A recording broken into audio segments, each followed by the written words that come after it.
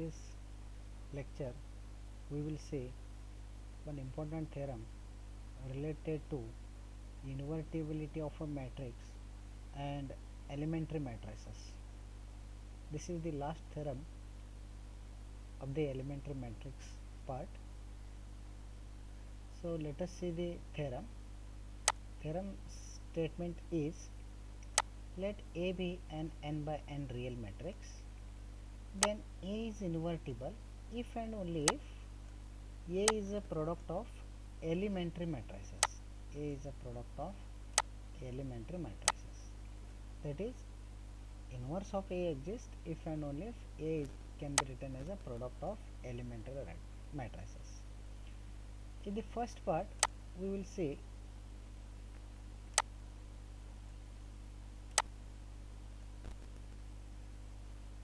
the proof that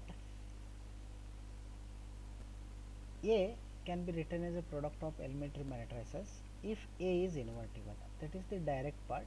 For that, we have to suppose A is invertible. Suppose A is invertible means what? Inverse of A exists. Means by the previous theorem, this matrix A is invertible, then we see that A is invertible if and only if A is row equivalent to identity matrix of order n. So A can be reduced to a identity matrix of order n. That is, A is row equivalent to identity matrix n. That is, A is row equivalent to identity matrix in, or you may write simply I. A is row equivalent to identity matrix means there exist elementary matrices E1, E2, Ek such that A in product of Ek, Ek minus 1 and so on E2, E1 into A is equal to identity matrix. So this matrix A can be written as, then each elementary matrices are invertible, so we can write this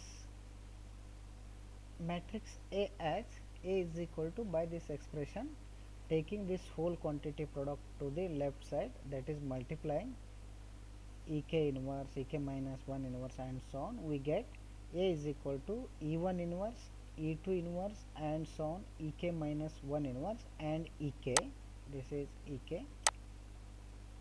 So we get A is equal to E1 inverse, E2 inverse and so on, Ek minus 1 inverse, Ek inverse into I. I is an identity element, identity matrix. So this can be written as E1 inverse, E2 inverse, E3 inverse and so on, Ek minus 1 inverse Ek, since elementary matrices are invertible.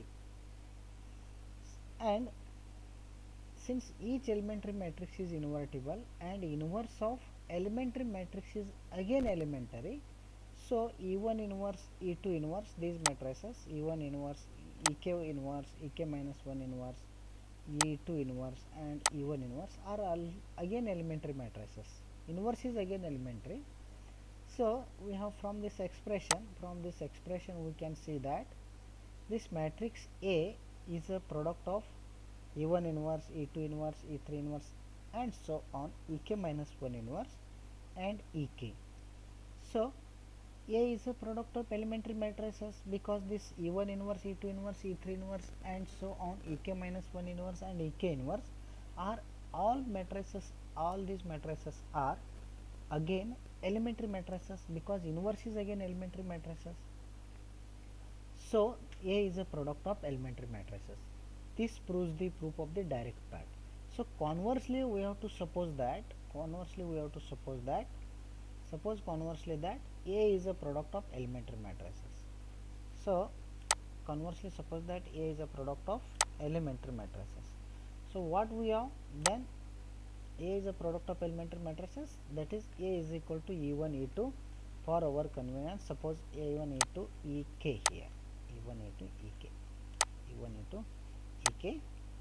So then each these are elementary matrices. Each elementary matrix is invertible, that is E1, E2 and so on, Ek is invertible.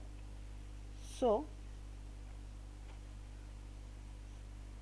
this product is invertible because product of invertible matrices is again invertible. Thus A is an invertible matrix. This ends the proof of the theorem, hence the proof. Thank you, students.